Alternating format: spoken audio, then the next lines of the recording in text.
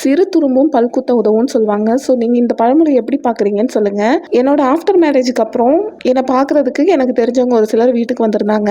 அப்போ என் பாட்டி எங்கள் வீட்டில் இருந்தாங்க. அப்போ என் பாட்டிக்கிட்ட வந்து அவங்க கேட்டாங்க, மிஷின் இங்கே இருக்குது, யார் தைப்பா அப்படின்னு சொல்லி கேட்டாங்க. அப்போ நான் தான் தைப்பேன் அப்படிங்கிறத வந்து என் பாட்டி அவங்கக்கிட்ட சொல்லும்போது அப்படியே என் பாட்டி சொன்னாங்க, அந்த பொண்ணும் கற்றுக்குச்சு, அதாவது அவங்களோட பொண்ணு கற்றுக்கலாம்ல இதெல்லாம் அப்படின்னு சொல்லி சொல்லும்போது அவங்க சொன்னாங்க, என் பொண்ணு இவ்வளோ படிச்சிருக்கா, அவன் ஏன் அதெல்லாம் கற்றுக்கணும் அப்படிங்கிற மாதிரி வந்து கேட்டாங்க.